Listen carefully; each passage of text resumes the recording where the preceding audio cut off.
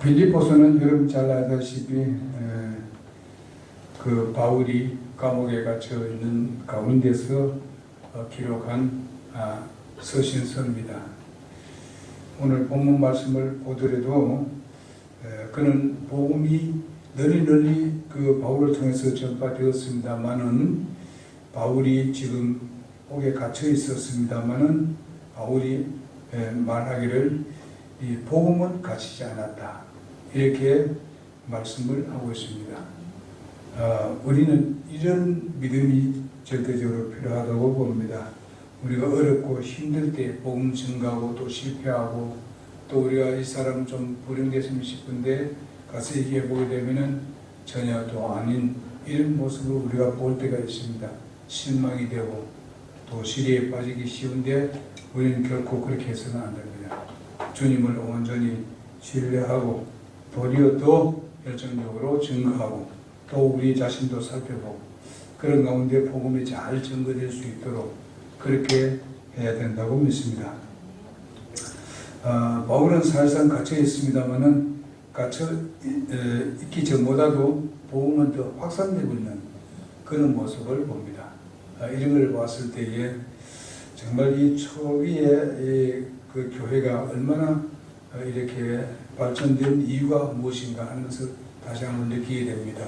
그래서 바울이 그 당시에 보게 되면 딴 것까지 복음이 전파됐다 막 이렇게까지도 얘기를 했습니다.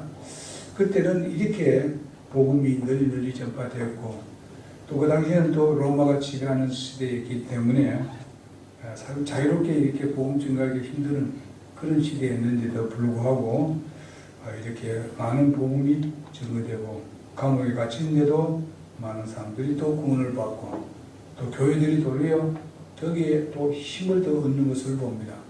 강한 힘을 얻어서 이 빌립보 교회가 작은 교회지만은 아주 선교에 대해서 엄청난 일을 하는 것을 볼 수가 있습니다. 자, 우리 보게 되면은 첫째로 우리가 바울의 생애의 목적은 바로 복음 증거였다. 나도 잊어버렸네. 그래서 복음은 바로 갇혀있지 않는다. 소위 말하면 감옥에 갇히는 같이 그렇게 된 것이 아니다. 바울이 갇혔으니까 이제 빌립보 교회는 이제 힘이 없을 것이다. 바울이 갇혔으니까 이제는 복음이 아주 그냥 전파되는 것이 두려워서 전파되지 않을 것이다. 뭐 이렇게 생각했을는지 모르지만은 도리어 이걸로 인해서 더 확산됐다. 이렇게 말씀하고 있습니다. 여러분, 우리가 이것을 다른 말로 이렇게 본치게 되면 우리가 복음을 증가하는데 요즘을 보게 되면은 굉장히 이 복음 증가하기가 힘듭니다. 왜냐하면 세상적으로 많은 지식을 가지고 있고 세상이 또 많은 변화를 가지고 왔고 과학적으로나 모든 면에 대해서 너무 발전했기 때문에 어쩌면은 하나님 말씀이 필요 없지 않냐 뭐 이렇게들 하는 사람도 있고 뭐 하나님이 눈에 보이도 않는데 뭐 그런 얘기를 하느냐 이렇게 하는 사람도 있고 또 그러면서 예수님이 뭔데 우리나라 사람도 아니고 그 이스라엘 사람인데 뭐 이렇게들 얘기합니다. 몰라서 하는 소리죠. 그렇게 하면서 우습게 얘기합니다만은 그러나 우리는 그럴수록 우리는 이 복음을 증거해야 되겠고 진리의 말씀이 바로 그들을 살리는 생명의 말씀이라는 것입니다. 오늘 오전에도 말씀드렸습니다만은 그 예수님은 바로 우리의 정말 영생 얻는 길입니다. 진리입니다. 생명입니다. 이것은 세상이 주는 진리가 아니고 세상이 주는 생명이 아니고 세상이 주는 것이 아니라는 것을 우리는 압니다. 이것은 바로 하나님께서 우리 인간들에게 주신 가장 소중한 것입니다. 그래서 예수님은 바로 우리에게 이게 놀라운 분이라는 것을 알고 이 바울은 사실상 자기가 예수를 안 믿고 그냥 따르지 아니하고 자기가 세상적으로는 그런 높은 자리에 있고 그런 권력을 가지고 있고 이런 것이 있어서 정말 그는 다른 방법으로 본다면 세상으로 아주 출세하는 사람이었었습니다. 그리고 그는 많은 공부를 했습니다. 그리고 외국어를 6개나 했다니까 여러분 엄청나죠? 그렇게 하시는 분인데 이렇게 바울이 그것을 전부 다 배설물로 여기고 이렇게 복음을 증거하다가 또 갇히기도 하고 때로는 뭐 몇 번 두드려 맞기도 하고 뭐 죽을 뻔한 몇 번 그랬다고 얘기했지 않습니까? 이렇게 했는데도 불구하고 절대로 그것을 포기하지 않고 증거하는 모습을 봅니다. 여러분, 우리는 바울이 이렇게 했기 때문에 여러분과 내가 구원을 받은 것입니다. 여러분, 이걸 알아야 되겠고, 우리가 이 놀라운 기쁜 소식을 우리가 증거하는데, 그래도 정말 듣든지 아니 듣든지 증거하게 되는 것입니다. 그래서 이렇게 보니까, 복음을 전하는 바울은 바로 감옥에 갇혔지만은, 복음은 절대로 가두어 줄 수가 없었다. 12절에 있는 말씀을 보니까 그렇게 말씀을 하고 있습니다. 바울이 복음 증거하다가 잡혀서 감금이 되었습니다마는 이 복음은 밖에서 증거할 때보다도 더 전진이 됐다. 참 이거는 기적입니다. 바울이 온전히 다니면서 복음을 증거할 때 그때보다도 도리어 갇혀 있는데도 불구하고 복음은 더 진전시켰다 하는 말씀이 나옵니다. 바울이 갇힘으로 인해서 복음이 진전해서 걸림돌이 될 수가 되지를 않았다는 것을 알 수 있습니다. 바울이 밖에서 증거할 때보다도 더 확산되었는데 여기에 대한 그 바울이 너무나도 기뻐서 정말 여기 보게 되면 빌립보서 보게 되면 기뻐했다는 말씀이 몇 군데 나오고 있습니다. 어떻게 감옥에 있으면서 이렇게 기뻐할 수 있을까 하는 것은 오직 복음입니다. 그 복음이 확산되는 소식을 들으니까 기뻐할 수밖에 없습니다. 그리고 우리가 이거 빌립보서 읽어보면 또 사도행전을 읽어보게 되게 되면 감옥에 갇혀 있으면서도 바울은 항상 기뻤습니다. 거기서 찬양했습니다. 영광을 돌렸습니다. 그리고 하나님 말씀을 그 간수들에게 복음을 증거했습니다. 정말 놀라운 분입니다. 그렇게 함으로 인해서 도리어 복음이 확산되어졌고 하나님께서 바울을 좀 자유롭게 좀 해야 되겠다 하는 방법을 해서 여러분 우리가 사도행전에 보게 되면은 바로 옥문이 열리지 않습니까? 옥문이 열린데 어떤 지진이 일어났었습니다. 옥문이 열리고 이제 거기에 옥에 갇혔던 사람들도 어떻게 했습니까? 도망가지 않았어요. 전부 다 그대로 머물러 있었습니다. 예? 간수가 사실상 간수 생각하기는 뭔가 하면 이제 옥문이 다 열렸으니까 모두 다 이제 죄수들이 다 도망쳤을 것이다. 그래서 자기가 자결하려고 칼을 대려 했을 때에 그때에 어떻습니까? 바울이 소리 지르는 몸에 대지 말라고. 우리가 다 여기 있다. 여러분 그때 한번 생각해 보십시오. 소위 말하면 간수가 그 말을 들었을 때 눈이 확 뜨일 것입니다. 자기는 이제는 죽었어. 왜냐하면 자기가 제대로 그들을 보호하지 못했잖아요. 자기는 죽었다고 생각하죠.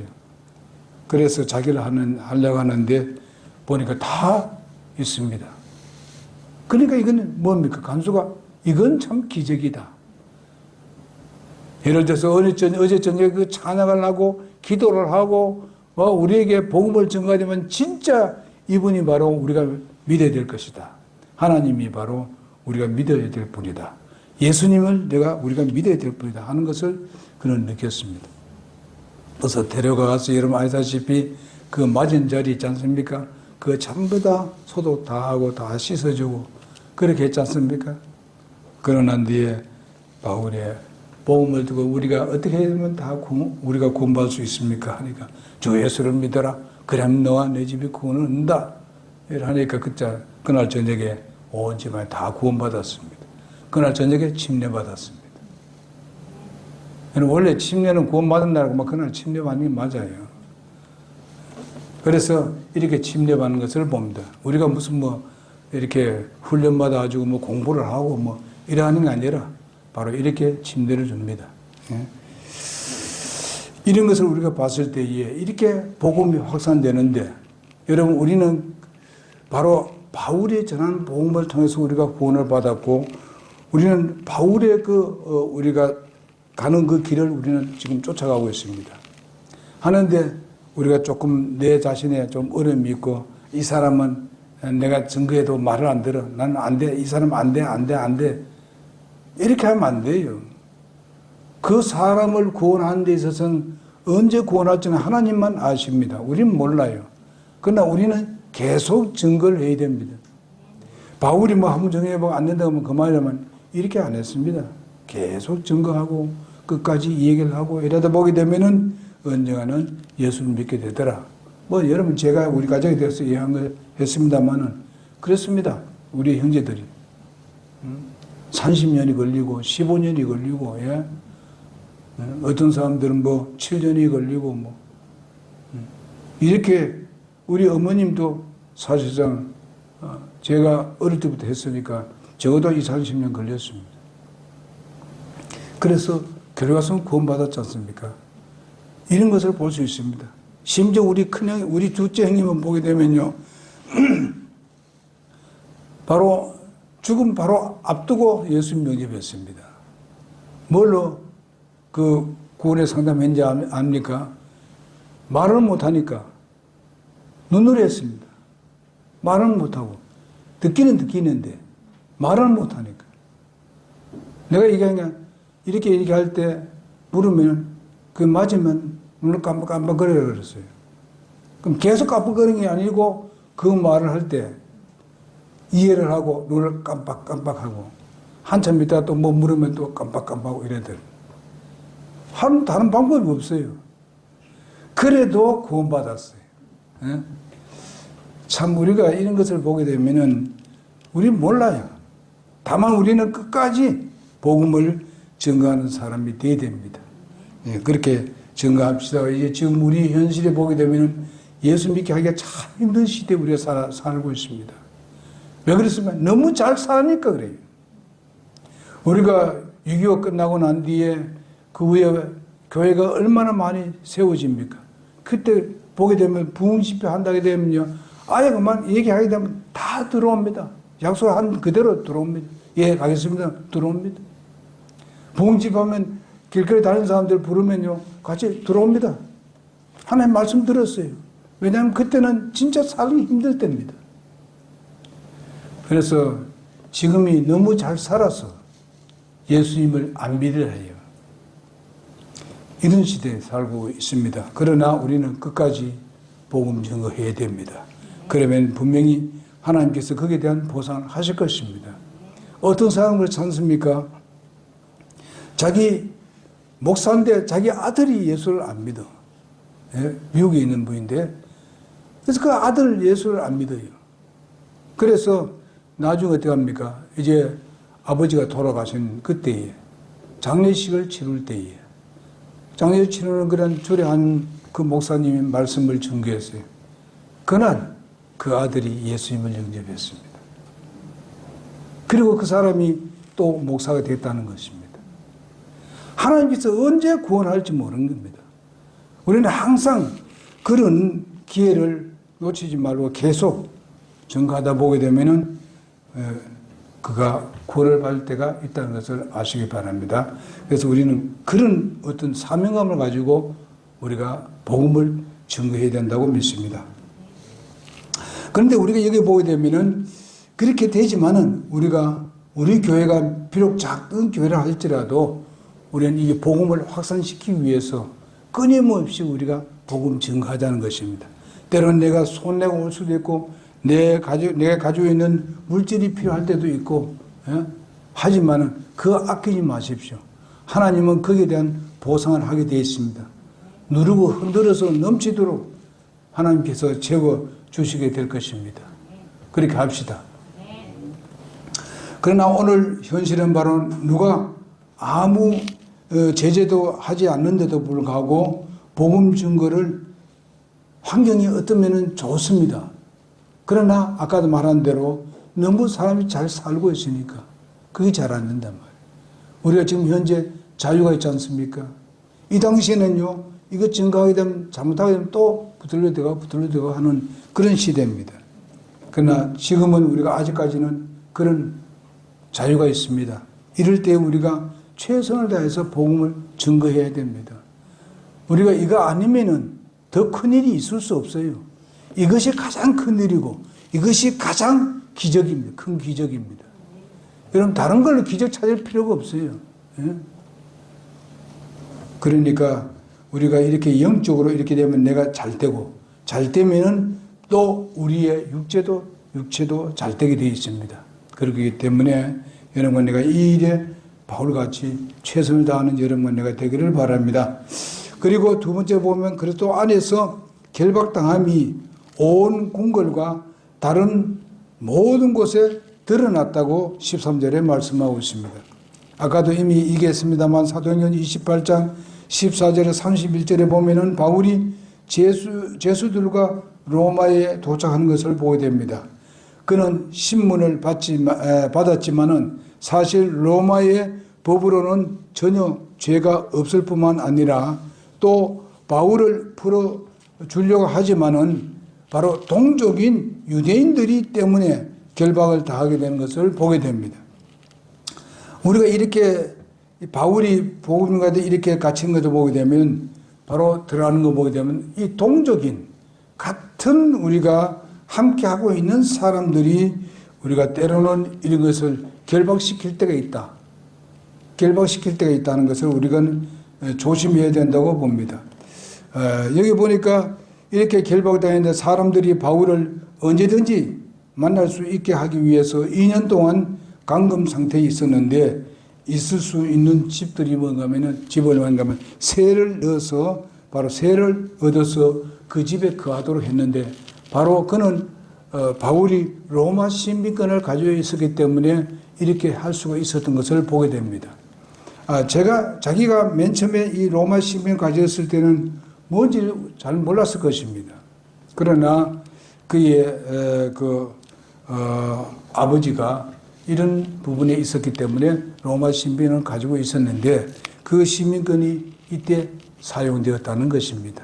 그래서 그는 로마 시민을 가지고 있었기 때문에 로마의 황제한테 앞에 가서 복음을 증거할 수 있었고 그게 가지고 있었기 때문에 그는 특권을 얻을 수가 있었습니다. 이래 정말하면 그 전세 새 집에 살 수 있었는데 그 새 집을 얻을 수 있는 것은 얻은 그런 그 교회가 어느 교회인가? 제가 생각하기는 빌립보 교회라고 믿습니다.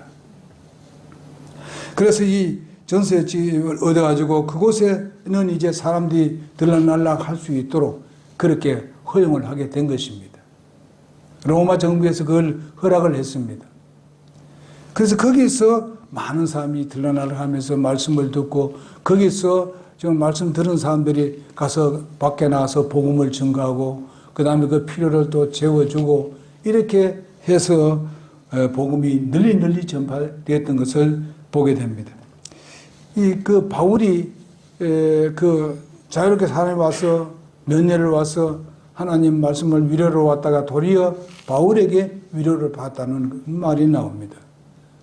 바울이 왜냐하면 기뻐하고 즐거워하고 그렇게 환한 얼굴로 그렇게 증거를 하고 하니까 도리어 위로를 받고 갔다는 거지. 그래서 이런 것을 우리가 봤을 때에 여러분과 나는 어떤 어려움과 시련이 있더라도 복음을 증거하다가 때로는 어려움을 당하더라도 우리는 기쁘게 즐겁게 이건 하나님께서 보상하신다 생각하고 이런 것을 통해서 영혼이 구원받는다, 구원된다 이런 확신을 갖게 되게 되면 우리가 기뻐할 수가 있는 것입니다. 그게 기쁨이 어디서 오느냐? 주님께로부터 오고 성령께서 우리 안에 역사하시기 때문에 기쁨이 올 수 있는 것입니다. 그래서 이 왕궁에도 이제 바울이 복음을 증거하게 되었습니다.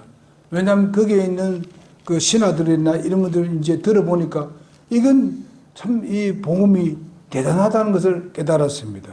그래서 왕궁에 이 복음이 증거되어서 거기서 높은 사람들이 예수를 믿게 된 것을 우리 사도행전에서 통해서 보면 잘 나타나 있습니다.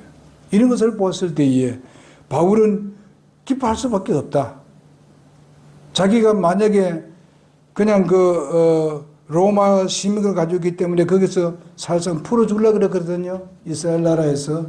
풀어주면 누가 또 괴롭힙니까?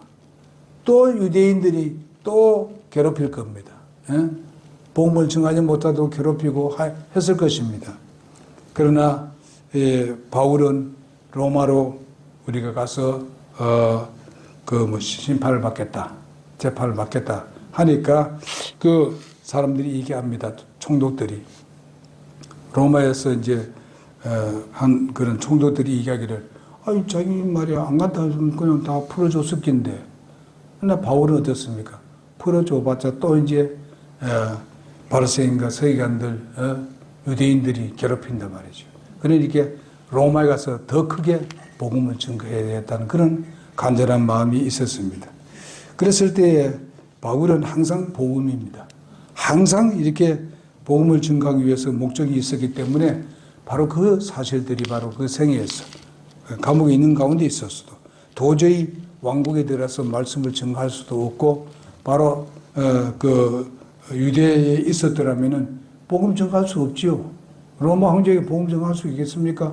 로마 고위층들에게 복음을 증거하기 했습니다. 그 가족들에게 복음 증거할 수 있겠습니까? 할 수 없어요.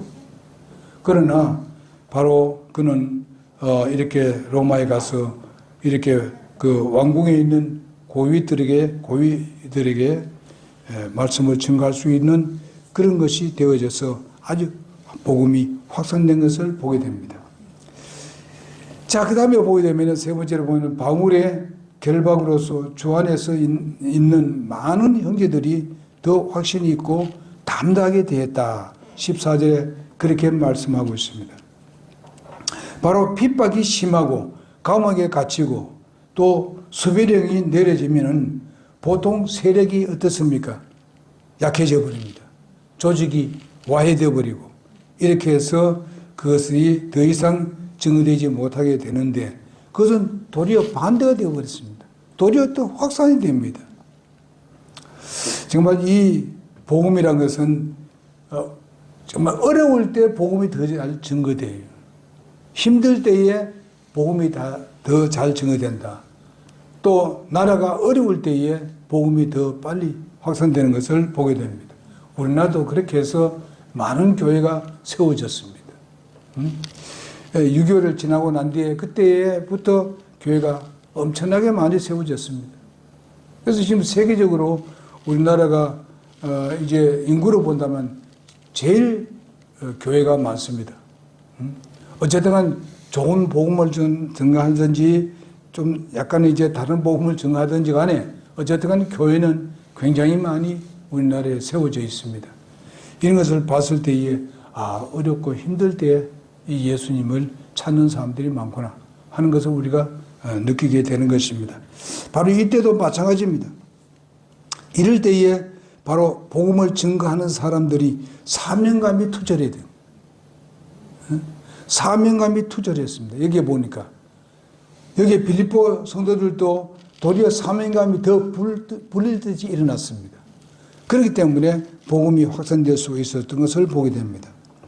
누가복음 성경에 보게 되면 고린도서 5장 14절에 보게 되면 이런 말이 있습니다. 이는 그리스도의 사랑이 우리를 강건하기 때문이라. 우리가 이같이 판단함으로 한 사람이 모든 사람을 위하여 죽었으면 모든 사람이 죽은 것으로 판단하노라. 이렇게 말씀해 주고 있습니다. 그것은 뭔가 하면은 하나님의 사랑에, 예수님의 사랑에 대해서 깊이 있게 말씀하는 것을 볼 수 있습니다. 그래서 여러분과 내가 주님의 사랑을 깊이 생각할수록 우리는 복음을 증거하게 되어 있습니다. 우리는 그 사랑에 대해서 잊어버리고 있을 때는 바로 복음 증거하는 데서 별 관심이 없습니다. 그렇기 때문에 여러분과 나는 구원받은 것 감사하고 예수 그리스도께서 나를 구원하신 데 감사할 뿐만 아니라 주님을 사랑하는 마음을 우리가 가져야 됩니다. 주님을 사랑하는 마음이 있어야 돼요. 주님을 사랑하는 마음이 우리에 어떻게 나타납니까? 그 하나님의 말씀을 순종할 때 나타나는 겁니다. 주님을 사랑하지 않는데 그 순종하겠습니까? 주님 사랑하면 순종합니다. 누가복음 14장 23절에 보니까 큰 길과 산 울가로 나가서 사람들이 돌아오도록 강건하여 내 집을 채우라고 말씀해 주고 있습니다. 내 집을 채우라. 강건하라 그랬습니다. 바울은 강건했습니다. 그리고 빌립보 교회가 강건했습니다. 그래서 강건해서 채우는 그런 일을 하고 있습니다. 많은 그리스도인들이 순교당하면서도 증거를 했던 것을 보게 됩니다. 오늘 우리는 상대방의 조그마한 잘못을 보면은 서로 헐뜯는 그런 사람이 되어서는 안 됩니다. 정말 우리가 진정한 마음을 가지고 정말 사랑하는 마음을 가지고 우리는 복음을 증거하는 여러분과 내가 되어야 된다고 믿습니다. 보게 되면 두 분류의 사람들이 있습니다. 그거 보게 되면 바로 그가 할 수 있었다면은 나는 더욱 잘할 수 있어. 그는 나를 앞질러 상을 탈 수가 없을 거야. 이렇게 하면서 이렇게 말할 수도 있습니다. 나는 한 사람 더 인도해서 복음을 전개해서 저 사람이 저렇게 복음을 전개하는데 나는 더 빨리 가서 더 많이 복음을 전개해서 나는 그를 앞질러야 되겠다. 이런 다투는 소위 말하면 다투는 것은 복음을 증거하는 데서 다툼이 있었다는 것입니다. 이것이 중요한 겁니다. 또 우리가 선한 싸움이 뭐냐? 우리가 복음을 증거하기 위해서 서로 다투는 것을 말합니다. 시기와 질투하는 것. 여러분, 시기와 질투는 복음 증거하기 위해서 시기 질투가 필요합니다. 나는 그래서 나도 더 했어. 이렇게 하는 걸 말씀해 주고 있습니다. 고린도전서 9장 24절에 보니까 경주할 때에 달리는 자들이 다 달리지만은 한 사람이 상을 받는 줄을 너희가 알지 못하느냐. 너희도 상을 받도록 힘써라. 이렇게 말씀해 주고 있지 않습니까? 여러분, 요즘 보게 되면 우리가 상을 받는 게 한 사람만 받는 건 아닙니다. 우리는 보통, 우리 한국에는 보통 세 사람입니다. 그렇지만은요, 여기서 말하는 것은 서로 이제 같이 복음을 증거하는데 다투라는 그런 말입니다. 앞질을 가라는 것입니다. 이런 것이 우리에 필요합니다. 우리가 어떤 사람이 복음을 증거했을 때에 거기에 대해서 우리가 격려하고 위로해주고 더 할 수 있도록 이렇게 격려를 해줘야 되는데, 그리고 시기하고 질투하는 것은 뭐냐면은 못하도록 막는 것. 이거는 아주 악한 겁니다. 하나님이 이를 아주 거르치게 만드는 겁니다. 여기는 빌립보 교회 성도들은 바로 그런 부분이 있어. 정말 얼마나 복음을 더 증거하는가. 나는 그 사람보다 더 앞들 가겠어 하는 그런 어떤 다툼입니다. 이런 이걸 가지고 이제 선한 싸움을 했는데 이것이 선한 싸움입니다. 이런 어떤 그런 마음을 가지고 복음을 증거한다면은 바로 하나님께서 얼마나 기뻐하실 것인가. 네가 먼저, 내가 먼저. 우리가 교회도 그럴 때가 있었는데 짤막했습니다. 우리가 계속 그렇게 하자는 거예요. 좀 짤막해서는 안 되고 우리는 계속 나아갈 수 있는 여러분 내가 되기를 바랍니다. 오늘 오전에는 이 말씀까지만 말씀을 드리도록 하겠습니다. 그래서 우리는 빌립보 교회 같이 바울이 정말 그런 가운데서 모든 환경이 안 좋은데도 바로 복음은 더 전진이 됐다. 절대로 복음은 막을 수 없고 갇혀 있을 수 없다. 그런 마음으로 우리가 여러분과 내가 복음을 증거하는 여러분과 내가 되기를 바랍니다. 기도하겠습니다.